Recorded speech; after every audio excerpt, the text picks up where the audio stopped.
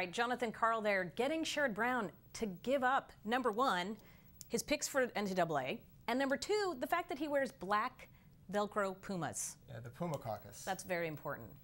All right, well, joining us now is Christina Bellantoni, Associate Political Editor at CQ Roll Call. Welcome back to Top Line, Christina. Thanks for being here. Thanks for having me.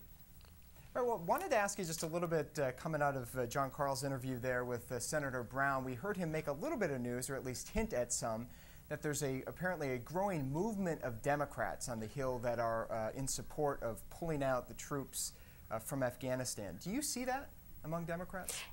Yeah, I mean, this is a really interesting issue here because you've got a lot of Democrats, you're about to hit the 8th anniversary of the Iraq War. You've got an anti-war candidate running in this California special election. You've got some Tea Party members starting to agitate over war spending and the fact that the war in Afghanistan is continuing to go on. And then obviously the situation with Libya overshadowing everything. I mean, there's a lot of tension here, and I expect to see some unlikely coalitions perhaps between anti-war members and Tea Party members.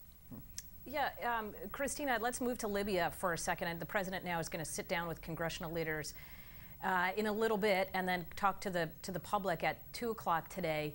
What do you think he's going to talk to congressional leaders about? And are you sensing that there is some frustration among Republicans, especially some of the Tea Party Republicans, about the fact that they have not been consulted more on some of these issues? Oh, I'm sure there is that frustration, and I'm sure you'll hear them saying that pretty publicly.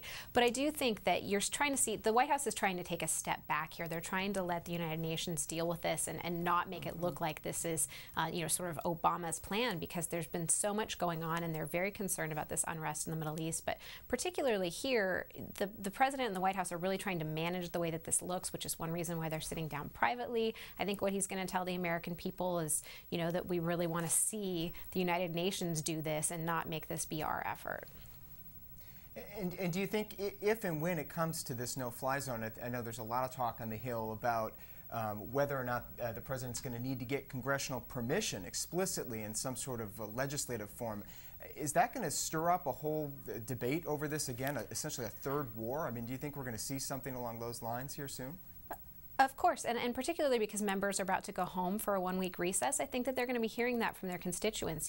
With the anniversary of the Iraq War, with this vote just yesterday about Afghanistan, I think it was more than 90 people voted for that, Dennis Kucinich's resolution.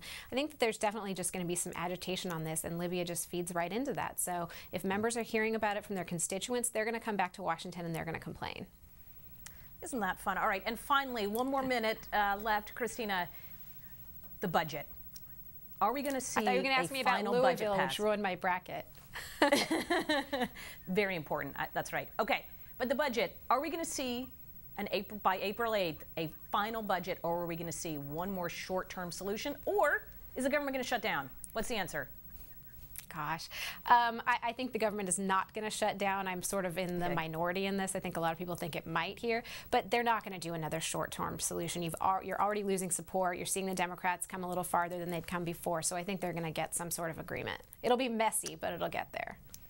As always. Christina, thank you so much. Have a wonderful vacation.